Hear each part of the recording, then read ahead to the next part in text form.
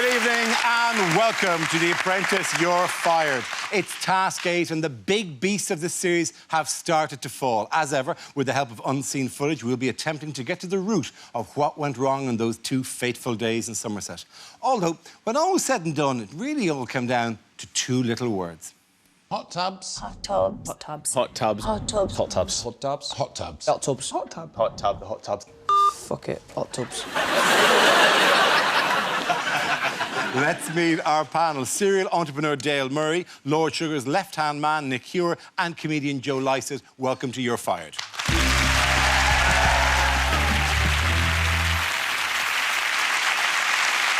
Tonight's task of choosing products to sell at the Royal Bath and West show led to one candidate being culled by Lord Sugar. James, what I want to say to you is this. Culture that bit of good stuff about you, then you will go somewhere. You will go somewhere. But it is with regret, James, that I've got to have to say to you, you're fired. Thank you, Lord Sugar, and Nick, Karen. I've really enjoyed this experience. Good luck, guys. All right. Well played. Thank you. Cheers. Good luck.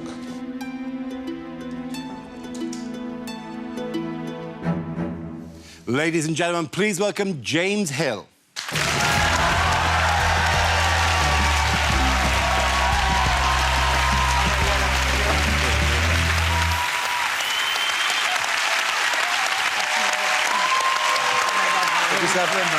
Do the back one as well.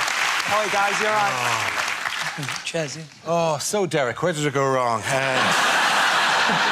Not sure, Michael. Difficult to pick, really, isn't it, at this stage? Yeah. Loads of muck and not enough brass. Were you disappointed? You got it? Do you know what, Darragh? It was an amazing experience. I had an amazing time, and I'm surprised I lasted that long, to be fair. It's the longest goodbye we've ever had, yeah, you know that? Most people just go, thank you, Lord Sugar, or maybe, thanks for the opportunity, Lord Sugar. You would, thank you, Lord Sugar, thank you, Nick, thank you, Karen, thank you, both of you, good luck to both of you, good luck, I'm gone, goodbye, good to see you, good to have you. You've been fantastic, I'm James, good night, thank you very much. It was amazing, it really was, just to be a part of the whole experience. And I did my best throughout, you know. I gave it everything I could. So, you know, it was my time, obviously. OK, well, the interesting, because we don't have to ask you how much it meant to you, is clear when you made this impassioned speech in the boardroom. Do you know what, Lord Sugar? I think some people misinterpret my enthusiasm. I think, you know, I've never had an education. I've never, you know, been into employment. I've always wanted to go out there on my own 2 feet and stand up for myself and make something of myself. I've always been interested in business. I'm in this big, wide world on my own. And the reason I'm here is because I want someone like yourself that's been there and done that to take me under the wing, give me the guidance that I need, give me that direction. You know, it's not even about the money for me. It's about the fact that I want someone like yourself that can give me that direction. You know, I've started from nothing. You know, I'd start again from nothing. I just want someone like yourself.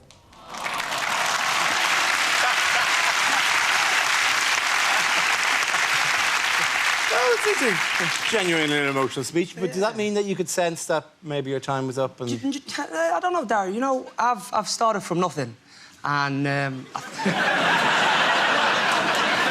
Hang on, we all start from nothing. Yeah. It is literally how you come out. There's nothing there. Yeah. But I think what was so nice, the fact that someone that has done so much in life, like Lord Sugar, to see something in me and compliment me in that way, you know, that meant a lot to me, and it just makes everything worthwhile what I've done. OK. And that's really nice. Did that impassioned speech, Dale, would that have turned it around for you, you know? Well, all the way through the episode, I was thinking, you know, James may not be doing so well here, and James has made a mistake there, and, oh, I wouldn't quite do what James did, and then you gave that speech, and I thought, oh, there's something more about you. Yeah. A lot of passion, and it came through a lot of authenticity, and clearly you were looking for some guidance as well, and I thought that was fantastic, so well done. And you know what, Joe, as well? Who's picking names around you here, aren't you? No! Dale. God.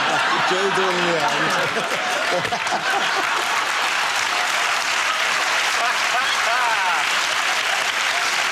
Oh, dear. Take that all OK, back. right, so what I've done is, right, look, here's where we're sitting, right? That's you, right? Yeah. That's Dara, Dale, Nick, you probably know, and that's Joe at the end, It was right? a joke. So, I know it was a joke. I totally understand that I've got a hell of a lot to learn, and I'm far from the finished product, and that was the whole idea of going into that process, to get that guidance and learn a lot about myself, which is what I did. Nick, is there anything you want to add to this point? Yeah, we loved you, to be quite honest with you, and we saw something in you. But that speech, suddenly there was a bit of a difference in you. And I was very touched by it. It was a great speech from the doc, from a condemned man. And I thought that would have almost brought a tear to Lord Sugar's eye. It was a great little speech. Didn't work, but it must have taken you a bit nearer. It was from the heart. I think it was. I meant it. And True, I think it was. Yeah, but not a card you can play every week, is it, Nick? You know, you get one of those speeches per series, and it either works or doesn't work. Joe, were you tearing up? Were you... Well, it sounded to me like it was a chat-up line. Like he was sort of like on a date with Alan, going like, I just want someone like yourself. Like that's the sort of thing I write on Grindr.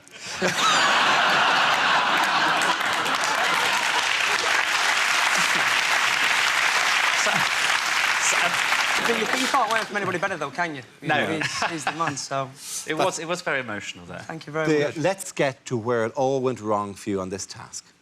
I'm the one that made the mistake of calling the guy the wrong name. What's your name? Anthony. Anthony, nice to meet you, Anthony. I hope you like the product. Derek, I do. The reason why we didn't get the hot tub is because I called the guy Derek twice instead of Anthony. Getting his name wrong. Well, at the end of the day, sod him. Does it really matter what's happened? Do they really need to know? So you lied to us? I didn't lie to you. You did. It's like, get out of your head now, yeah? Deal's done. It's done, right? It says in here that it can get on people's nerves. I can, I'm sure, yeah. Big tick. Stop trying to undermine me and stuff all the time, all right? Every time I'm trying to talk and do something, you're butting in. You don't listen. You didn't listen to the hot tub man because what he was trying to say to you there was, you don't have the attention to detail to sell my product. You say that people have called you Del Boy. I think you got it wrong. I think you're Trigger. He was the one that called Rodney Dave all the time. You know, it's an easy mistake to make. I mean, like, Anthony's it's a name that people can forget very easily. I mean, it's not particularly special or strange. Anthony. We've all... By the way, what's your full name again? Anthony, yeah, Anthony James. Yeah. His name is Anthony. Yeah. So you forgot your own name, essentially. Yeah, I forgot my own name. But we was running around the Real Bath Country Show like headless chickens. And I think the guy from the lawnmower's name was Derek. Right. So I had Derek in my mind when I went in there, but he told me his name first, so I don't know. It was a nice mistake to make, wasn't it? I like that you just made a stab at it. Yeah. Probably Derek. Yeah, probably. When were you going to tell the others? Well, my plan was, obviously, because in business, you know, sometimes we do make mistakes. And I think it's important that I wanted to keep my team in good spirits. I didn't want them to think that, you know, it was going to affect the next day. So I tried to protect them and keep them in the right spirit. I'm loving that argument. Yeah, I'm not falling for it for a second. So I wanted them... It was for their good. It was for their, of course, yeah. You would shatter them. It would destroy these three people to know that you had called in Derek. And I think that's selfless of you, to have taken a bullet like that. I know, yeah. 2-1 for the team, didn't it? Yeah, exactly, yeah. It wasn't that you just really were mortified and embarrassed by that. I think in business, and I think they'll understand that as well, that sometimes they do make mistakes. And I think it's important, you know, I want to just keep them, you know, in the right frame of mind. You do make mistakes, but then you normally front up to them. Well, and yes, there are times in business where you might want to withhold information in order to motivate people. However, very small team, they're kind of the same level as you, and I think if you had said to them, look, I made this small mistake, it had this consequence, but this is how I'm going to get past it, and this is how we're going to go forward, that would have been completely different. Well, my idea was to tell them when we got to the boardroom, because I wanted to tell it in front of everybody. No, you didn't. No one is going for this. I just don't believe it. I think you hoped, thin, slim hope, that actually you could squeeze past it. I don't know how I could have got away with it. I would agree with you. Time. I think it's a legitimate thing. If you felt that to admitted that on the day, I think you could have damaged that team's morale. I buy that. I buy really that. You go Absolutely. for that? But I'm trying to find... Of Bianca, Sanjay and Solomon, who would have been most emotionally damaged by the news? Who would have fallen apart most under finding out that they hadn't got the hot I don't think it affected Sanjay's cell performance anyway. OK, great. It's a great get-out-of-jail-free card, isn't it, to go, I made a business decision. Listen, I might start using that myself. I didn't fart, I made a business decision. Honey, this woman in the bed, this is a business decision I've made. And I didn't want to tell you because I thought it would shatter your morale.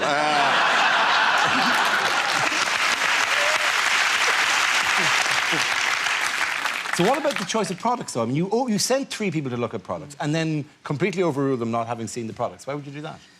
It's not easy being a project manager, and... No, I hear that. People say it's lonely at the top. Yeah. You don't make any friends. No. So obviously, you know, it's not easy to understand if you've not been to the market before what's going to sell, what's not going to sell. And I had to take into consideration that it was a country show, and it was an affluent area. So I thought Wellies would do well. There's a festival coming up, and I also thought, you know, a nice piece of garden furniture would go well in someone's country back garden. OK. Even if you lost the hot tubs on the tiny mistake of the name, right, it probably wasn't why you got fired. What might have got you fired was how you made the quiet, even-tempered accountant this angry. I want to hear from you, Roisin. You'll hear a lot. I have a lot to say. I'm going to call James out on all of his mistakes. James comes across as this, you know, cheeky, chappy, Del Boy character. In reality, he's very patronising, he's demeaning, he's very difficult to work with. James, I think you want to show you're really decisive just to show Lord Sugar you're decisive when you're not actually making sound, informed decisions. You have not managed any of us at all. Bar the big dog name, I don't see your contribution. And I am one of the most consistent contributors here, and you've brought me in here even though we sold the same lawnmowers. And things don't go your way, you have a tantrum, you shout at people, you leave a trail of destruction behind you. I am making very valid points here that a lot of people feel, and the evidence supports everything I'm saying.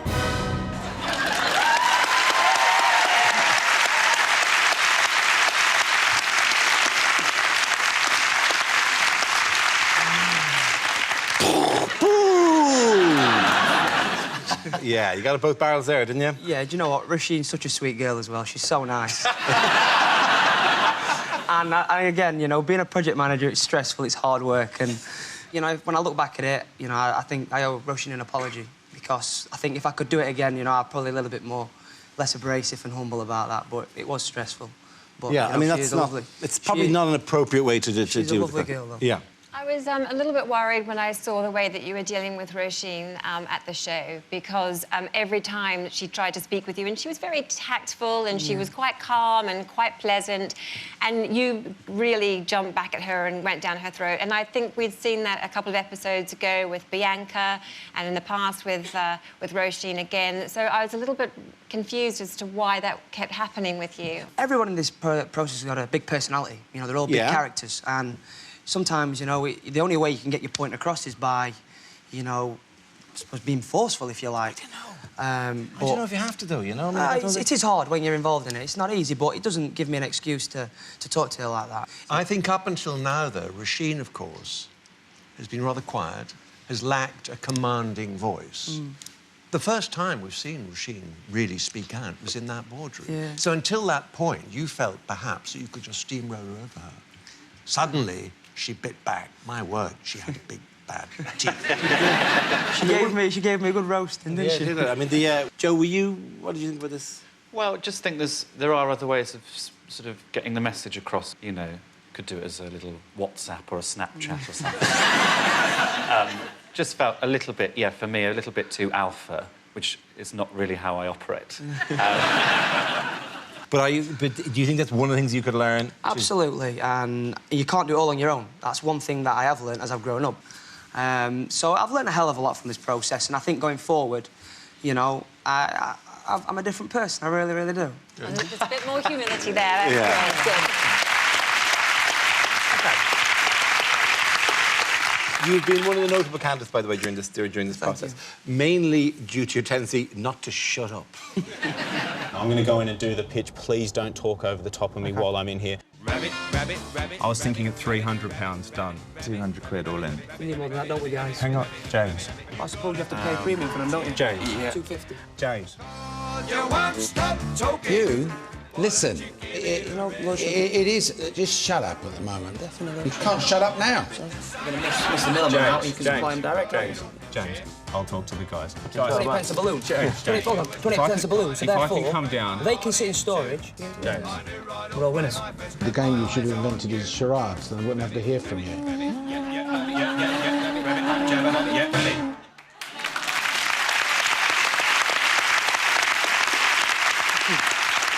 I was looking at you on your CV. There's an interesting line on your CV. You had a job once in a bar collecting glasses. Yeah, it didn't last too long. Yeah, you didn't last too long. You got fired. Why did you get fired? Talking too much.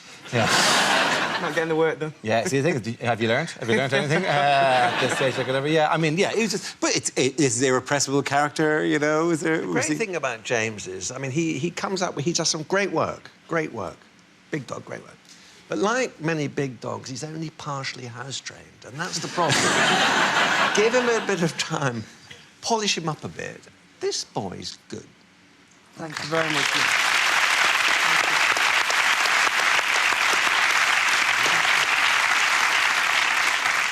It wasn't only your non-stop talking, by the way, that made an impact. There's something else about you that didn't go unnoticed. Good morning.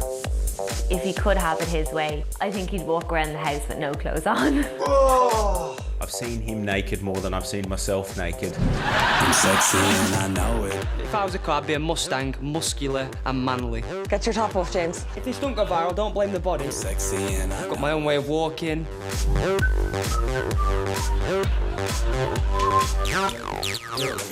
James is built like Tarzan, but does act a bit like Jane. The one luxury item I take into the house is my hairdryer. Make myself look beautiful now, yeah? He blow dries his hair more than my mum. Because I gotta look good. You can't take your hairdryer overseas. Come in then. I am who I am. I'm not bothered what the people think. 25 minutes! I'm sexy and I know it. I won't even blow dry my hair in 25 minutes.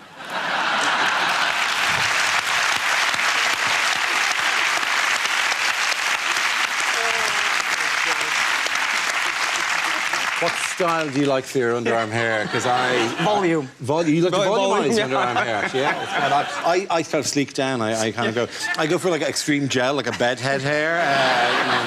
I braid, actually. Really? That's quite... Does that not, like, after a while, irritate you during the day? The ladies like it.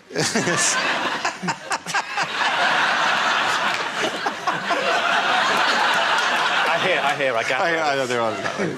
OK, James, you can't delay this any longer. Let's hear what Lord Sugar and your erstwhile colleagues have to say about you. James has been a big presence in this process, and one has to admire the way he throws himself with his enthusiasm into every single task. But time and time again, he made a lot of mistakes. James has been an awful project manager from start to finish. He absolutely ruined a number of appointments that we had with key suppliers. They sold the hot tubs, they made 30 grand. We ended up with the lawnmowers. James is a self-starter. I'm sure he's going to do well in the future. But I just couldn't take the risk of having to keep my eye on him all of the time, and that's why James had to go. Does that soften the blow, the fact that you got praise from Lord Sugar? Absolutely, and again, I maintain the fact that someone that's done so well in their life, that's been there and done it, actually sees something in me is overwhelming. And if I take anything out of this whole process, them few words, when he fired me, you know, was amazing. I wouldn't underestimate that quality that Lord Sugar said to you. He called you a self-starter. A lot of people in business call themselves a self-starter, but few of them have it. Yeah. And I think those that genuinely do and can pick themselves up in the morning and really get going and create something can really be a step apart from anybody else. Yeah. I suppose that's why, you know, I'm so enthusiastic, and because I want to do it, you know, I want to be successful and I want to make something of my life. What are you going to do now? If I can do anything, I would. Because obviously, you know, I've had some fantastic support as well, by the way. You know, it's been fantastic. The amount of nice people out there that have really been on my side. And if I can give something back to young people that have got business aspirations, that have come from disadvantaged backgrounds, you know, through my success, I would love to help them and maybe do some charity work and see if I can make a difference. OK.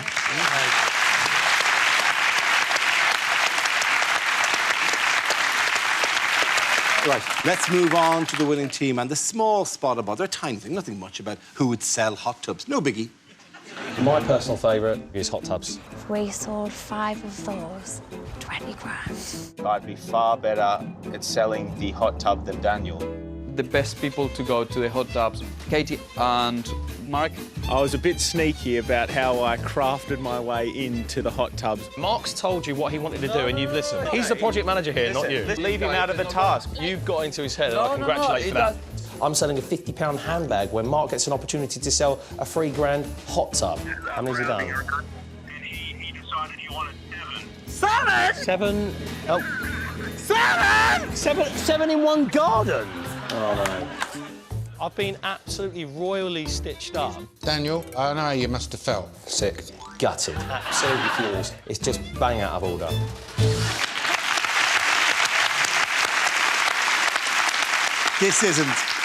This isn't the first time that Mark has engineered a situation to his advantage. He's quite open about it as well, which I think is refreshing. Yeah. He's great, isn't he? He's such a strategic thinker, and he has really just crafted himself a strategy, I think. And I don't think Felipe had a choice. Mark was very, very strategic and very convincing. Felipe displayed good judgment. Clearly, I think Mark would have sold more than Daniel. It was the right decision. So the fact that he was wily about it was a sort of a plus point for the winning team, really. Mark gave me a good spanking, didn't he? He did, He did, you know. Oh, yeah, no, they showed you up entirely. It's definitely a good decision. I didn't see that in the recording.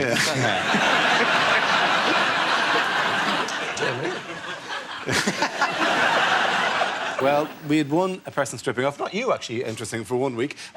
You're not the one who stripped off this week. It was Mark. What are you doing? You've caught me. You've actually caught me taking my pants off. If I'm 100% honest. We've been peddling hot tubs all day, and I'm gonna have just a cheeky, just make sure that what I've been saying isn't mis-selling, isn't misleading. Just do a few press-ups before you get in and breathe in. Oh my God. Oh, is he in a hot tub? Guys, if you want to buy one, I'm in the best position to tell you about it. It comes free. Are you interested in a hot tub or an Australian? No. No, neither. No, not really.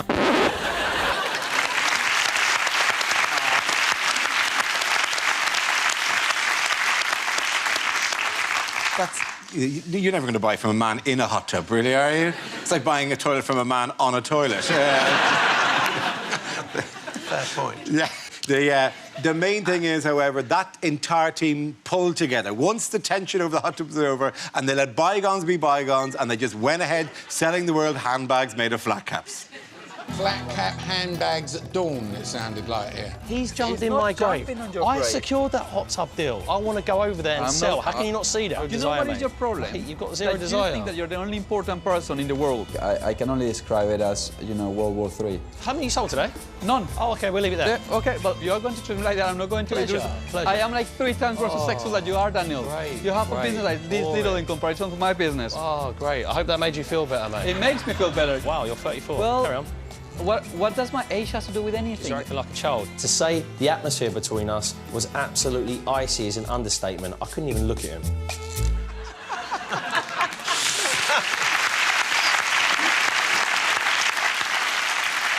Man, I'm loving the honesty of it, but you'd never stop at a stall where two people are just hating each other as much as that. Extraordinary. I used to pass by occasionally, cruising around the South and West, and they were like pecking at each other all the time. It was horrible. I like that he said I can only describe it as World War III. Like, that's the only possible description. It's more like Mean Girls, isn't it, what they were doing? These are the bags, by the way, and these are of the bags here. They're quite natty in their own way, but they really make terrible hats because once you've turned it into a bag, it just simply doesn't sit right on your head. So there's no, you know, or you deer stalker it. That may be how you're supposed to wear it. I don't know about that. But Nick, this is very much your task, your element, isn't it? Why? Because you love tractors, Nick. Oh, my tractors, yes. You do like... I had a good spin around there, and there were a lot of old tractors, and I sat on several. I sat on a Fergie TE20 and a Massey 35. My Lord, really? I knew you'd be fascinated.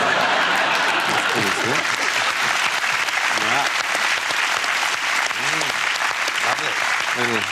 Fringe benefit then for a tractor aficionado like yourself, and this one. Joe, it's your first time with us on the show. It's a pleasure to have you here, but viewers may be surprised by that Joe has been working behind the scenes with The Apprentice for many years now, and here for the first time we can reveal his vital role.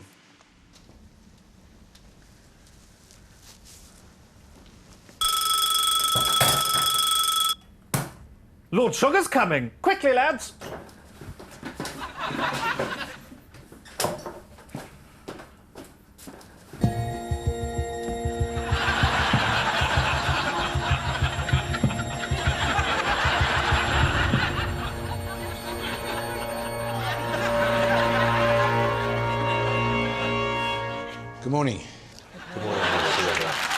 Good morning, Richard.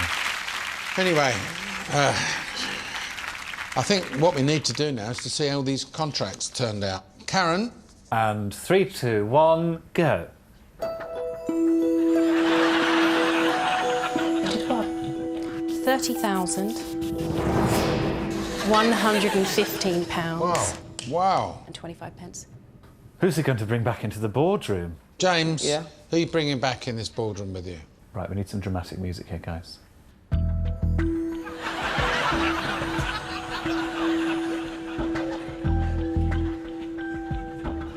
going to bring in Sanjay for numbers, for sales. And regards the second person, I'm going to bring back Roisin. I don't know about you, but I think that was the right decision. All right.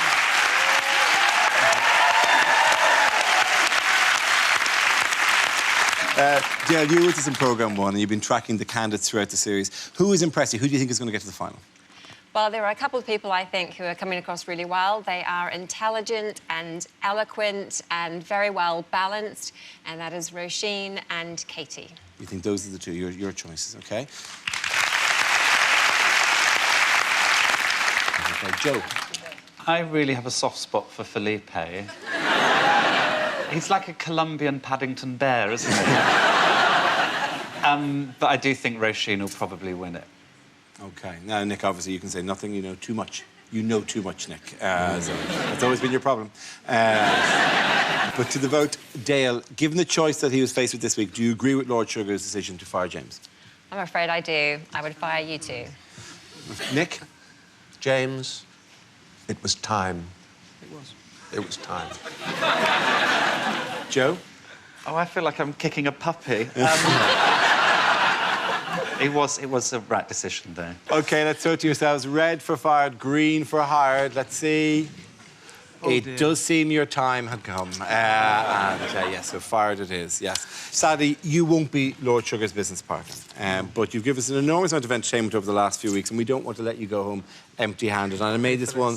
It may be something, you know, this may be the perfect gift or the worst gift. I can't decide, but we just thought there's only one thing to give you, was your own hot tub. We felt that that is the least we could do under the circumstances. It's not... That one with better models. Wait, sorry. Yeah, I know, you're thinking. Where's the heat? You also need this. Run that a few times and that'll fill it up. It'll be great. 8 memorable weeks, James. Here are your highlights. Your nickname is Del Boy. People always call me Del Boy because I'm always looking for the next opportunity to make money. I'm a bit of an entrepreneur, like you, Lord Sugar. I am him, he is me. Income tax, no VAT. The only trumpet I can blow is my own. 2 handsome men. I love the buzz of a deal. Nice to meet you, James. How do you do? You all right? Boom, boom, boom, boom. Pretty cool. I would wear it all day long out and out with my friends. Boom. God bless. I'm a chancer and a charmer. I'm quite funny, you're quite serious. I don't know about you guys, but she's boring. He's a top guy. He's one of my new best mates. Has anyone had a wee yet? Magnifique, Boogie Street. He's a lovely guy. Big dog, the top, the leader. Anything's achievable if we believe in ourselves. Anything. This world's as big as our oyster. Ladies and gentlemen, James Hill!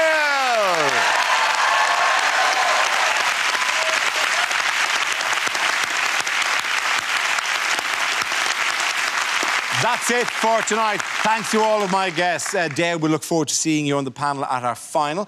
Now, if you fancy your chance of becoming Lord Sugar's business partner next year, please go to our website at bbc.co.uk/apprentice, where you'll find details on how to apply. All you need is passion, drive, and a great idea, so give it a go. And don't forget that you can keep in touch with us on Twitter and Facebook. Next week, the candidates have to go shopping for bargains, but who will be unable to negotiate their way out of a taxi ride home? Whose bloody brainstorm was this? These two over here. You three promise that you won't argue with each other anymore. I've got a plan. Skeleton. A skeleton. Basically, it needs to be Anatomical. anatomical anatomical. My wife's got blonde hair. I like blonde women. Roisin's eyes lit up. It's not allowed. Have you found the chicken yet? No. The tea? Yep. No. Shalom. Shalom. Shalom. Muzzle tough.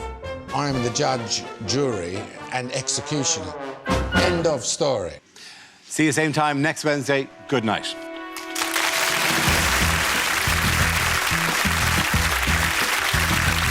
For more laughs now, BBC One's in the hands of Jason Manford and Chris Ramsey live at the Apollo in a couple of minutes. Here on BBC Two tomorrow, Russell Howard's back with his good news at 10. And you can catch up with his last week's show over on BBC Three right now.